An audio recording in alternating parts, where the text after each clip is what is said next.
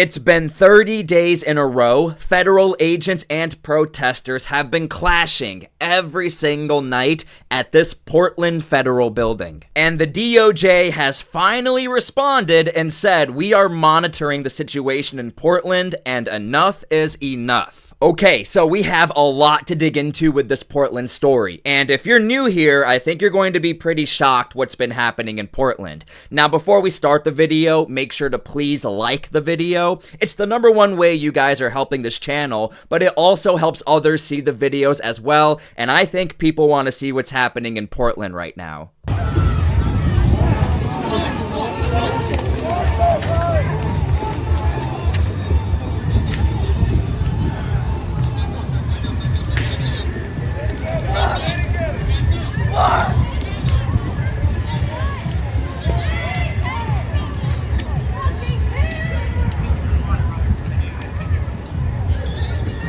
Okay, just to give you some context, this all happened on the night of the 4th of July into the morning of July 5th.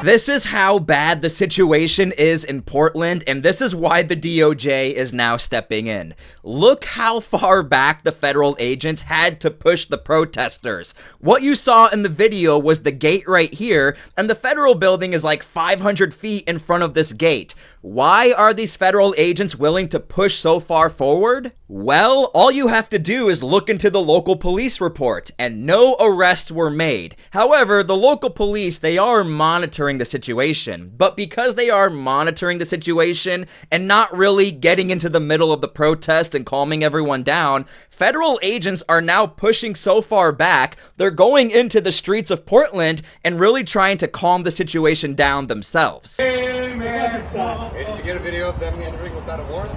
Okay, we're fighting for I will go grab this. All of you Did they come inside? Yeah, they went inside without a warrant.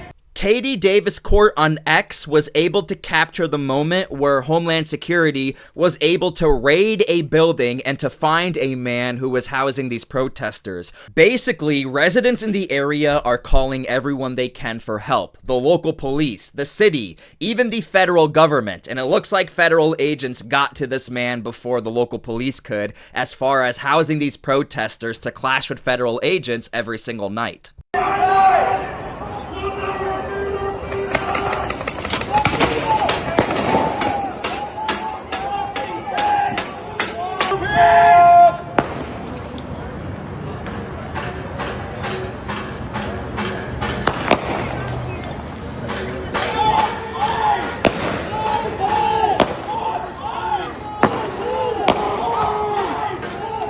And by the way, I just want to point out, even the Portland police are saying, do not call them for fireworks, please call the non-emergency line. The only reason why I'm bringing this up is because the local residents have been complaining these protesters have been breaking the noise ordinance and the noise code, and nobody has shown up to tell these protesters to stop.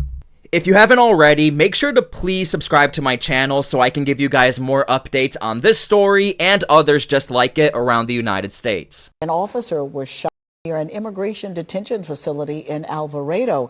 It happened around 11 last night on Sunflower Lane near the Prairie Land Detention Center.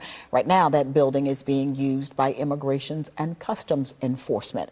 Police say they were responding to reports of a suspicious person. That officer saw a person who appeared to be armed, and police say when that officer tried to engage with that person, they were shot at. The officer was hit in the neck but survived.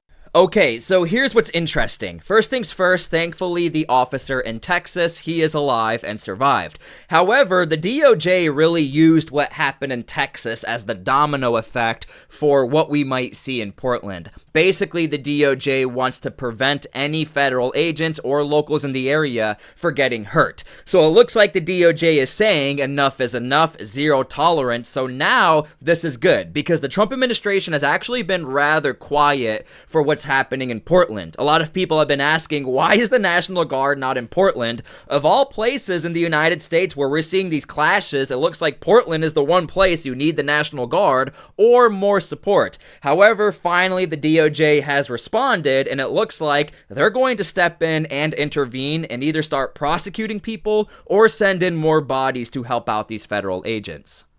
So they had this unusual announcement that I've never heard before.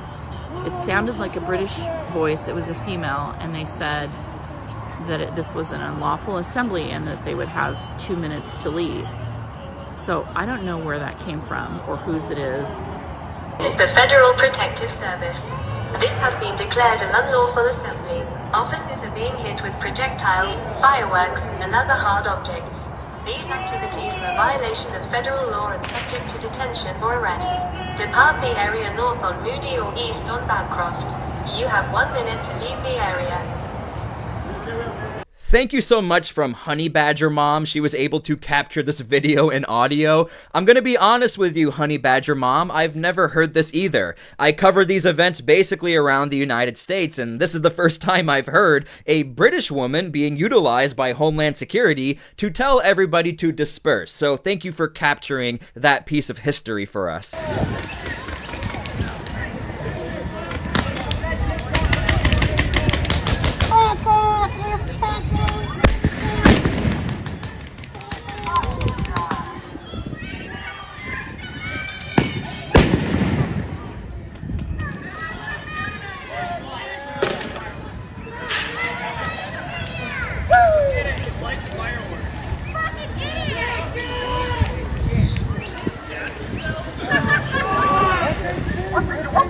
What is wrong with you?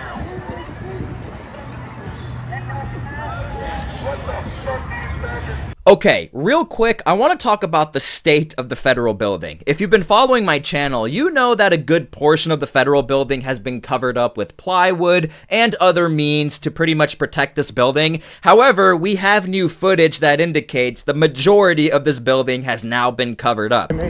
Nice. But like I moved to Portland when I was, let's see, 1983. Portland's a nice, I'm from Eugene, grew up in Eugene, but lived here, worked here.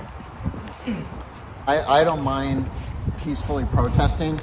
I just don't think you should overly antagonize or scream or threaten or dox. Yeah, and I don't think you can antagonize every day for a year. I think there should be a time limit.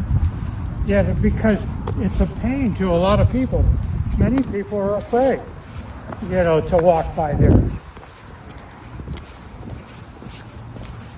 And it could be people that even support it or not, but they're just trying to live their lives too. Yeah. And that's true. And I see that. I see if you don't show immediate support, people will yell at you. Yeah. And you're like, wait, well, I got other things going on. Maybe I'm just not thinking about this particular issue right now. Basically, this federal building almost looks like a medieval castle that's been under siege every single night. Now, I do want to point out what we saw on July 4th and 5th is not as common as what we've been seeing. Typically, in the last week, we've been really only seeing a handful of people who are still willing to disrupt operations. However, there were other protests happening around July 4th in LA and up in Washington, so it was expected by these federal agents there would be more of a clash. So it looks like these federal agents were willing to push a little harder and to defend their own building with more plywood, more structural support in order to support their operations. But it's the same thing every night. Basically, people get in the way of the federal building in the entrance, and the federal agents have no choice but to push back because vehicles need to enter the building and leave the building. The unfortunate thing about this building, there's really only one port of entry, and if you block the port of entry, these federal agents have to push back.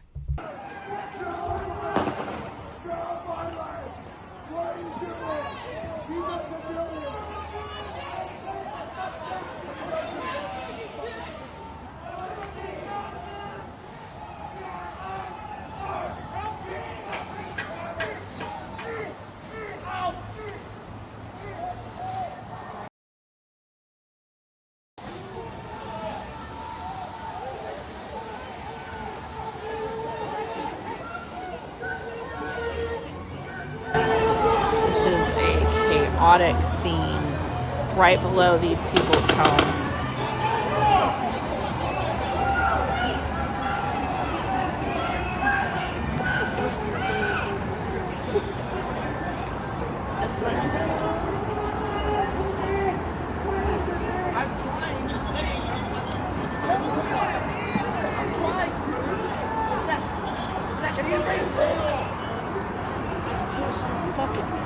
Sorry.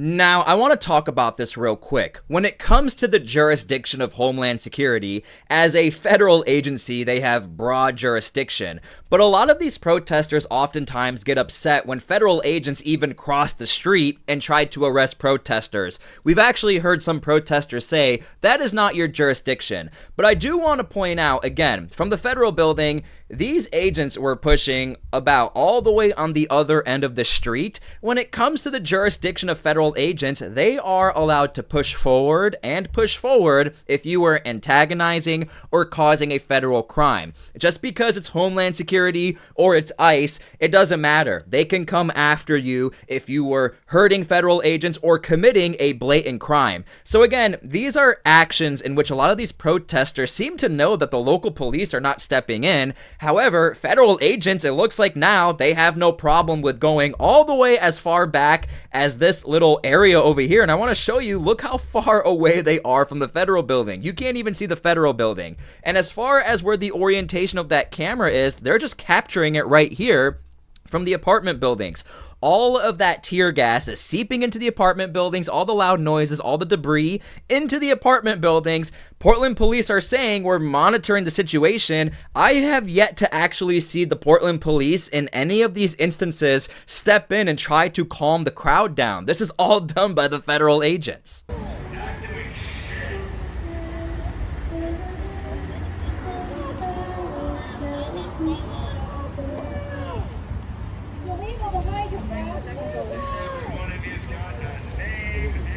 Give it to you, triple G.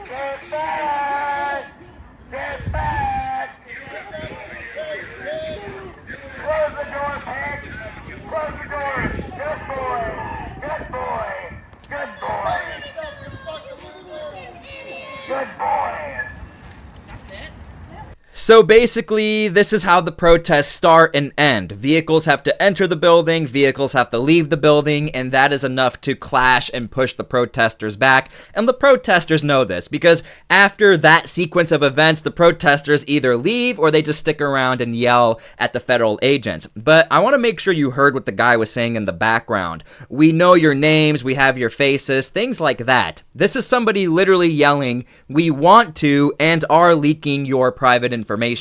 And this has been happening, and the government said they are investigating and looking into this, but it's getting so bad that the faces of the federal agents are actually being posted on street signs around the federal building. But I really wanted to play that clip out for you to show you guys. This is basically the situation every single night, and not only for the federal agents, but for the locals in the area as well. This is a very bad situation, and we want all of it to be squashed. We don't like to see this.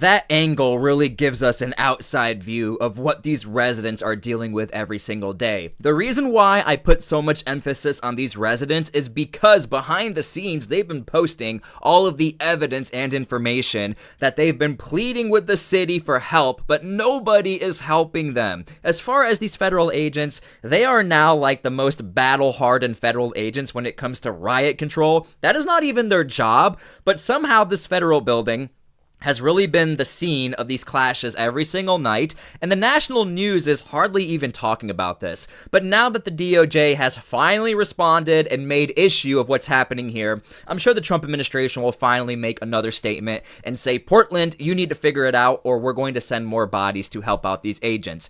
Anyway, I hope you guys enjoyed this video. We don't like to see these protests. We want everything to calm down. We want people to work together. But unfortunately, statistically speaking, it looks like this is going to be a common occurrence until somebody else tries to step in. Either the DOJ pushes the city of Portland in a lawsuit, or these federal agents get more help. Maybe the National Guard, maybe some Marines, we have no idea. Anyway, thank you guys so much for being here. God bless, and we'll see you all later.